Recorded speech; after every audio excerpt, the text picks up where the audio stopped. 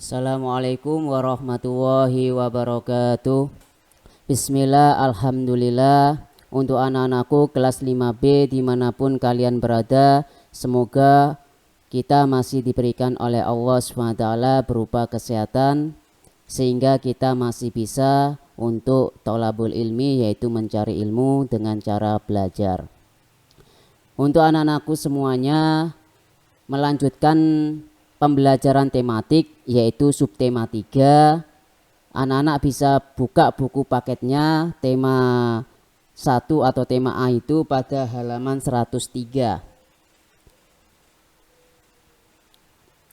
Kita akan membahas yang pertama yaitu mapel bahasa Indonesia tentang materi pokok, menentukan ide pokok dalam teks. Nah, ide pokok merupakan inti atau dasar permasalahan dalam suatu teks. Dengan mengetahui ide pokok suatu teks, kita akan lebih mudah memahami isi teks tersebut. Cara menentukan ide pokok suatu teks. Nah, anak-anak bisa menggunakan cara yang pertama, anak-anak bisa membaca teks dengan cermat terlebih dahulu. Setelah itu menentukan kalimat utama setiap paragraf. Nah, kalimat utama itu bisa berada di awal dan akhir paragraf. Yang terakhir yaitu menentukan ide pokok dari setiap paragraf tersebut. Baiklah, anak-anak bisa buka halaman 103 buku temanya untuk menyimak tentang paragraf yang pertama, yaitu pembuatan batu bata. Rumah atau tempat tinggal banyak yang menggunakan batu bata sebagai bahan dasar bangunannya. Selain itu, batu bata banyak digunakan untuk dinding pada bangunan, gedung, pagar, saluran, dan pondasi. Batu bara umumnya dipakai sebagai penyangga atau pemikul beban yang ada di atasnya. Nah, untuk menentukan ide pokok dari paragraf tersebut, maka kita harus menentukan kalimat utama. Kalimat utama dari paragraf tersebut adalah rumah atau tempat tinggal banyak yang menggunakan batu bata sebagai bahan dasar bangunannya. Itu ada di awal paragraf. Nah, itu untuk menentukan paragraf yang pertama. Selanjutnya anak-anak bisa kerjakan pada paragraf yang kedua, ketiga, dan keempat untuk menentukan di mana ide pokok dari paragraf tersebut. Selanjutnya ide pokok bisa kita tuliskan dalam bentuk teks juga. Nah, yang pertama anak-anak dapat menuliskan ide pokok dari teks atau gambar. Ide pokok tersebut dapat ditulis dalam bentuk tabel. Sebagai contoh, ada di buku tema halaman 111, anak-anak bisa buka, yaitu tentang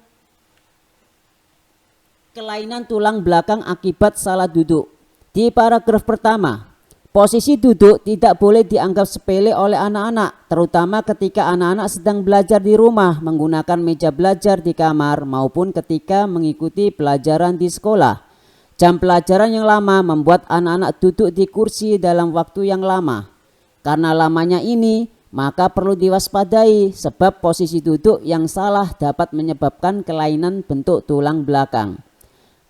Di paragraf kedua, kelainan bentuk tulang belakang karena posisi duduk yang salah dapat dibagi menjadi 3, yaitu lordosis, kifosis, dan skoliosis. 3 jenis kelainan tersebut memiliki bentuk dan ciri khas masing-masing yang penamaannya sesuai dengan bentuk tulang punggung penderitanya. Nah, ini adalah paragraf 1 dan paragraf 2 pada buku tema anak-anak halaman 111. Untuk menentukan ide pokok dalam bentuk tabel, anak-anak bisa lihat pada gambar ini.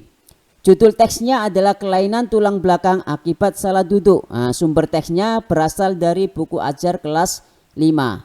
Untuk paragraf 1, ide pokoknya posisi duduk tidak boleh dianggap sepele oleh anak-anak. Ini ada pada awal paragraf.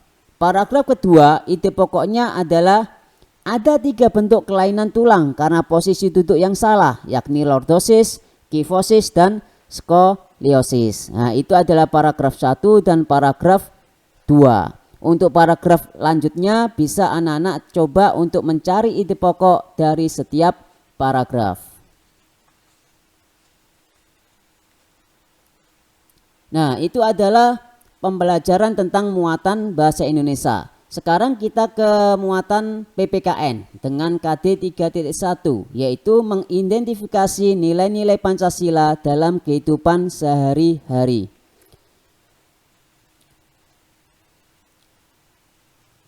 Pada Pancasila kita mengenal sila sebanyak 5, ada sila 1, sila 2, sila 3, sila 4 sampai pada sila ke-5 dengan lambang-lambang seperti pada gambar ini. Nah, anak-anak juga sudah sering ya mendengar tentang Pancasila itu sendiri, begitu juga lambangnya. Sekarang kita akan membahas tentang buku temanya halaman 120. Dibuka halaman 120. Bangsa Indonesia disatukan oleh dasar negara yaitu Pancasila. Meskipun terdiri dari 5 sila, tetapi Pancasila merupakan satu kesatuan yang utuh. Setiap sila dijiwai dan menjiwai sila yang lain. Satu perilaku bisa mencerminkan 1, 2, atau bahkan 5 sila Pancasila. Untuk memahaminya, silakan perhatikan contoh berikut ini. Nah, di buku ada beberapa contoh ya di halaman 120. Nah, di situ ada contoh 1, contoh 2. Contoh pertama adalah sila ketiga, itu pencerminan perilakunya. Dan juga perilaku untuk yang nomor 2 adalah sila ke-1 dan sila ke-4. Selanjutnya untuk nomor 3, 4, dan 5 anak-anak bisa cari sendiri pencerminan perilaku pada nomor 3, 4, dan 5. Selanjutnya pada buku tema halaman 127. Di situ ada beberapa gambar, anak-anak bisa mengamati gambar mana yang mencerminkan perilaku yang sesuai dengan Pancasila dan bagaimana pendapat anak-anak sesuai dengan penjelasan gambar tersebut. Nah, itu bisa dikerjakan buku paketnya di halaman 127.